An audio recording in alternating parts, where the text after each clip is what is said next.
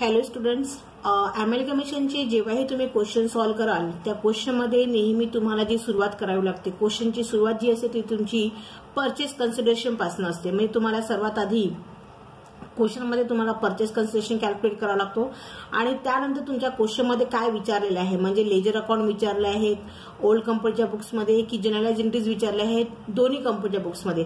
लक्षात ठेवायचं की अमेलगमेशनमध्ये नियमानुसार 3 कंपन्या असतात. किती कंपन्या असतात? एकूण 3 कंपन्या, म्हणजे 2 ओल्ड कंपनी असतात आणि 1 न्यू कंपनी असते. म्हणजे फॉर एक्झाम्पल देते तुम्हाला, ए आणि बी या 2 नावाच्या कंपन्या आहेत. ए आणि बी या 2 नावाच्या कंपन्या आहेत आणि या दोन्ही कंपन्यांनी आपला संपूर्ण व्यवसाय बंद करून एका नवीन कंपनीची निर्मिती केली, ज्या कंपनीचे नाव काय आहे? सी कंपनी आहे. तर ज्या नवीन कंपनीची निर्मिती झालेली आहे त्याला आपण न्यू कंपनी म्हणू आणि ज्या दोन्ही कंपन्यांनी आपल्या कंपन्यांचं लिक्विडेशन केलेलं आहे, म्हणजे वाइंडिंग अप केलेलं आहे, म्हणजे ज्याला मराठीमध्ये आपण निस्तारण केलेलं आहे, त्या अशा कंपन्या आपण कोणत्या कंपन्या म्हणू? जुन्या कंपन्या म्हणू. तर ऑब्व्हियसली तुम्हाला जेव्हा अमेलगमेशनच्या क्वेश्चनमध्ये जेव्हाही सुरुवात करावी लागेल, मग ते क्वेश्चन तुमचं 10 मार्काचं असो किंवा तुमचं 16 मार्काचं असो, तर ऑब्व्हियसली तुम्हाला जेव्हाही क्वेश्चन सॉल्व्ह करावा लागेल तो क्वेश्चनच्या सुरुवातीला पहिले परचेस कन्सिडरेशन कॅल्क्युलेट करावं लागेल. तर तुमच्या क्वेश्चनमध्ये परचेस कन्सिडरेशन कॅल्क्युलेट करावं लागेल. तर परचेस कन्सिडरेशन कॅल्क्युलेट करण्याच्या एकूण 3 मेथड्स आहेत. Number 1 net asset method. Net asset method ही तुम्ही मागच्या वर्षी बीकॉम सेकंड इयरला गुडविल या चॅप्टरमध्ये शिकलेले होते आणि नेट असेट मेथडचा फॉर्म्युला तिथे जो होता तो सेम फॉर्म्युला इथे पण पुटअप करावा लागेल तुम्हाला. Net asset is equal to asset accepted minus current liability. Asset accepted, इथे असेट ऍक्सेप्टेड म्हटलेलं आहे, इथे टोटल असेट नाही म्हटलेलं, इथे asset accepted minus current liabilities. इथे कोणती असेट विचारात घ्या? जी असेट नवीन कंपनीने ओल्ड कंपनीची विकत घेतली असेल, म्हणजे खरेदी केलेली असेल, तीच संपत्ती म्हणजे तीच असेल इथे शो करावी लागेल आणि त्यातनं तुम्हाला करंट लायबिलिटी मायनस करावी लागेल. तर ऑब्व्हियसली लायबिलिटी 2 प्रकारचे असतात, एक असते तुमची फिक्स आणि एक असते तुमची करंट लायबिलिटी. तर करंट लायबिलिटीचे एक्झाम्पल कोणत्या? For example bills payable, creditors, bank overdraft, bank loan, short term, outstanding expenses. हे जे एक्झाम्पल्स आहे तुमच्या करंट लायबिलिटीचे आहेत. ऑब्व्हियसली मग asset accepted minus current liability is equal to काय? तर तुमचं नेट असेट. म्हणजे नेट असेट मेथडनुसार जेव्हाही तुम्ही परचेस कन्सिडरेशन कॅल्क्युलेट कराल तर तुम्हाला हा फॉर्म्युला अप्लाय करावा लागेल. सेकंड मेथड आहे तुमची net payment method. Net payment मेथडमध्ये तुम्हाला 3 घटक असतात, म्हणजे त्याचे कंपोनंट्स 3 घटक आहेत. तुम्ही नेट पेमेंट जेव्हाही तुम्ही परचेस कन्सिडरेशन जेव्हाही तुम्ही नेट पेमेंट मेथडनुसार काढाल तेव्हा तुम्ही जुन्या कंपन्यांना तुम्ही जो नेट पेमेंट आहे, जो परचेस कन्सेशन आहे तो कोणत्या कोणत्या स्वरूपात द्याल? तर तुमचं पहिलं स्वरूप राहील शेअर कॅपिटल, सेकंड आहे डिबेंचर आणि थर्ड तुमचं कोणतं आहे? कॅश. या तिन्ही मधले कोणते 2 घटक असू शकतात. मे बी तुमचा एकही घटक अवेलेबल असतो किंवा तिन्हीचे तिन्ही एकच घटक असू शकतात. म्हणजे 3 पैकी 3 घटक कधी येऊ शकतात, कधी 2, कधी 1. तर ऑब्व्हियसली नेट पेमेंट मेथडमध्ये एकूण किती घटक असतात? 3. तर ऑब्व्हियसली जिथेही 3 घटक येईल त्याला कोणती मेथड म्हणून आपण? Net payment method. ही मेथड कधी अप्लाय करायची? जेव्हा तुमचा परचेस कन्सिडरेशन कोणत्या स्वरूपात देणार आहात? शेअरच्या स्वरूपात, कॅश स्वरूपात, डिबेंचरच्या स्वरूपात. या 3 पैकी जोही कोणता तुमचा नेचर असेल, nature of purchase consideration by net payment method, जो कोणता तुमचा स्वरूप असेल तेव्हा तुम्ही कोणती मेथड यूज करा? नेट पेमेंट मेथड यूज करा. नेक्स्ट आहे तुमची lump sum payment method. Lump sum payment method या मेथडमध्ये सुद्धा हेच घटक आहेत, बघून घ्या. शेअर कॅपिटल, डिबेंचर आणि कॅश. शेअर्स, कॅश आणि डिबेंचर. मग या दोघांमध्ये काय फरक आहे? या मेथडमध्ये आणि या मेथडमध्ये काय फरक आहे? फरक असा आहे की इथे या मेथडमध्ये तुम्हाला परचेस कन्सिडरेशन स्वतःहून कॅल्क्युलेट करावं लागेल आणि या मेथडमध्ये तुम्हाला परचेस कन्सिडरेशन गिव्हन असेल, दिलेला असेल, म्हणजे क्वेश्चन मध्ये ऑलरेडी याची रक्कम दिलेली असेल, अमाऊंट दिलेली असेल, ज्यासाठी तुम्हाला परचेस कन्सिडरेशन कॅल्क्युलेट करण्याची आवश्यकता नाही. हे लक्षात घ्यायचं. तर नियम असा आहे मुलांनो की परचेस कन्सिडरेशन कॅल्क्युलेट करताना या तिन्ही मेथड पैकी कोणती मेथड लागू होणार? तिन्ही मेथड एका वेळी कधीही अप्लाय होत नाही, हे लक्षात घ्यायचं आहे. म्हणजे या 3 पैकी कमीत कमी 1 किंवा मॅक्झिमम 2, लक्षात घ्या, कमीत कमी 1 किंवा मॅक्झिमम 2च मेथड एकाच वेळी लागू होतील. मग ती अशी कोणती मेथड आहे जी या 2 एकाच वेळी येतात आणि 1 सिंगल असते? पहिली मेथड, सगळ्यात पहिले लमसम मेथड. याबद्दल तुम्हाला मी वर्णन वर्णन करून सांगते की lump sum payment method purchase concession calculate करताना कधी लागू केली जाईल आणि कधी लागू केल्या जाणार नाही. तुमच्या ऑलरेडी क्वेश्चन मध्ये गिव्हन असेल की तुमच्या न्यू कंपनीने ओल्ड कंपनीला शेअरच्या स्वरूपात एवढी रक्कम दिली आहे, डिबेंचरच्या स्वरूपात एवढी रक्कम दिली आणि कॅशच्या स्वरूपात एवढी रक्कम दिली आहे. जर ती रक्कम तुमच्या क्वेश्चन मध्ये ऑलरेडी प्रेझेंट असेल तर त्या मेथडला म्हणू आपण लमसम पेमेंट मेथड. आणि गाईज लक्षात ठेवा, लमसम पेमेंट मेथड जेव्हाही तुमच्या क्वेश्चन मध्ये येते तेव्हा या दोन्हीही मेथड लागू केल्या जाणार नाही, हे लक्षात घ्यायचं. नेक्स्ट त्याच्यानंतर आहे तुमची नेट असेट मेथड आणि नेट पेमेंट मेथड. या दोन्ही मेथड कधी अप्लाय केल्या जाईल तर मुलांनो, नेट असेट मेथड आणि नेट पेमेंट मेथड लागू होण्याची फक्त तुम्हाला एक सांगते की नेट असेट मेथड कधी लागू होईल जर ऑलरेडी तुमच्या क्वेश्चन मध्ये एक सिंपल सेंटेन्स असेल की asset take over by new company, asset take over by new company.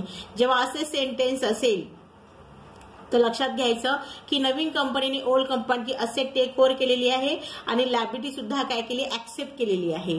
Asset take over म्हणजे asset and liabilities take over by the new company. जेव्हा असा सेंटेन्स असेल तर ऑब्व्हियसली तेव्हा म्हणजे डोळे बंद करून तुम्ही ही मेथड अप्लाय करू शकता. Obviously net asset method, net asset is equal to asset accepted minus current liability. म्हणजे असेट टेक ओव्हर करणे आणि लायबिलिटीज टेक ओव्हर करणे म्हणजे ऑब्व्हियसली नवीन कंपनीने ओल्ड कंपनीची असेट खरेदी केलेली आहे आणि लायबिलिटी पेमेंट करण्यासाठी त्यांनी आपला एक उद्देश दिलेला आहे.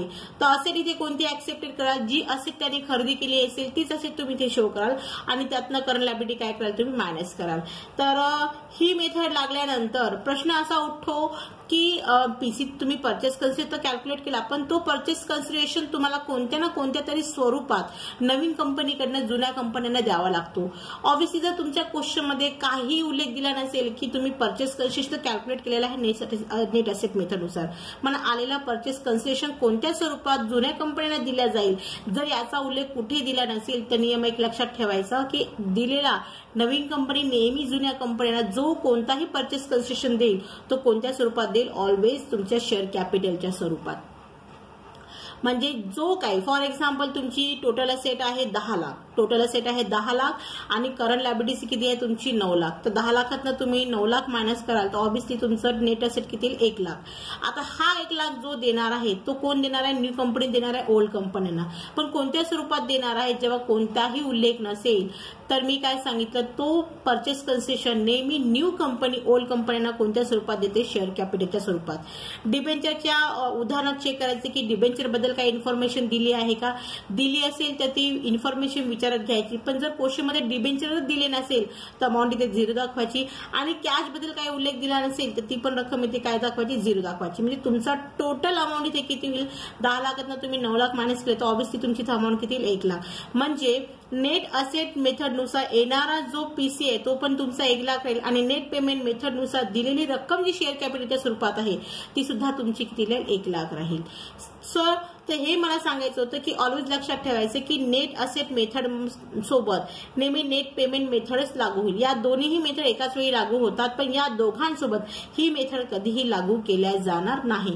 या मेथडला मी कधी सांगितलं, ही मेथड कधी पण सिंगल मेथड असते. या मेथड सोबत या दोन्ही मेथड कधी लागू होत नाही. ही मेथड कशी ओळखायची, जर उदाहरणार्थ तुमच्या क्वेश्चन मध्ये परचेस कन्सिडरेशनची रक्कम पूर्णतः दिलेली असेल तर तुम्हाला हीच मेथड लागू करायची आहे. ओके. यानंतर परचेस कन्सिडरेशन कॅल्क्युलेट केल्यानंतर ऍक्च्युली परचेस कन्सिडरेशन नेहमी कोणती कंपनी कोणत्या कंपन्यांना देते, नेहमी न्यू कंपनी देते ओल्ड कंपन्यांना. परचेस कन्सिडरेशन कॅल्क्युलेट केल्यानंतर तुम्हाला उदाहरणामध्ये मुलांनो न्यू कंपनीच्या बुक्समध्ये जर्नलाइज एंट्रीज बनावं लागतं की एक्झॅक्टली तुमच्यापाशी किती कंपनी असतात.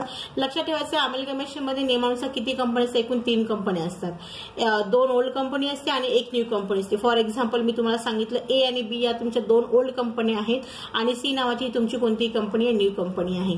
तर तुमची न्यू कंपनीच्या बुक्समध्ये जेव्हाही तुम्हाला एंट्रीज बनावं लागेल तर तुम्हाला मुलांना या पद्धतीने बनवावं लागेल.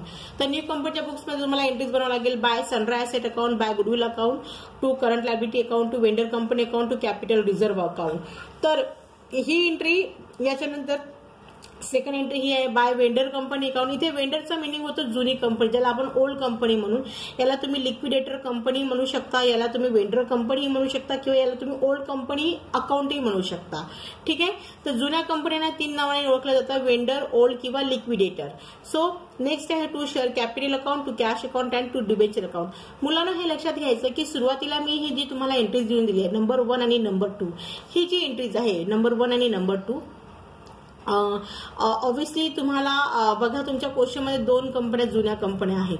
तर जसं मी तुम्हाला सांगितलं की 2 जुन्या कंपन्या आहेत म्हणजे ए आणि बी. तर ऑब्व्हियसली तुम्हाला एंट्रीज बनवताना या ज्या 2 एंट्री आहेत, आधी तुम्हाला सर्वप्रथम ए कंपनीच्या नावासाठी बनवायची. इथे असेल आणि इथेच लायबिलिटी कोणाची शो केली जाईल, ए कंपनीची. आणि इथे शेअर कॅपिटल, कॅश आणि डिबेंचर कोणत्या कंपनीचं दाखवलं तर ए कंपनीचं. जसं आपण ए कंपनीच्या एंट्रीज बनवू, ए साठी जशा फर्स्ट अँड सेकंड एंट्री बनवू, सेम अशाच एंट्री, सेम अशाच एंट्रीज तुम्हाला नंबर 3 आणि नंबर 4 वरती सेम एंट्री तुम्हाला कोणत्या कंपनीसाठी बनावं लागेल, बी कंपनीसाठी. कोणत्या कंपनीसाठी, बी कंपनीसाठी. म्हणजे सेम टू सेम पार्ट, फक्त एवढंच आहे की या पहिली एंट्री जर तुमच्या ए कंपनीसाठी बनत असेल, म्हणजे पहिल्या दोन्ही एंट्री तुमच्या ए कंपनीसाठी बनत असेल, तर सेम दोन्ही एंट्री तुमच्या कोणत्या कंपनीसाठी बनत असेल, बी कंपनीसाठी बनत असेल. म्हणजे एक्झॅक्टली किती झाल्या तुमच्या, एकूण किती एंट्री झाल्या, 4 झाल्या. 1 2 3 4. यानंतर बघा इथे मी नंबर 3 म्हटलेला आहे, पण ऍक्च्युली नियमानुसार ही कोणती एंट्री येते, नंबर 5वी येते. मी याला नंबर 3 म्हटलंय. नंतर येते तुमचा खर्चावरची एंट्री. आता खर्चावरची एंट्री कशी बनवायची, कोणती कंपनी कोणत्यासाठी खर्च बनवणार, कधी पण उल्लेख बघायचा की कोण कोणासाठी खर्च करत आहे, किंवा म्हणजे नवीन कंपनी स्वतःचा खर्च स्वतः करत आहे, की नवीन कंपनी जुन्या कंपनीसाठी स्वतः खर्च पे करत आहे, की ओल्ड कंपनी स्वतःचा खर्च स्वतः करत आहे. मी 3 कंडिशन सांगितले. काय सांगितले, 3 कंडिशन.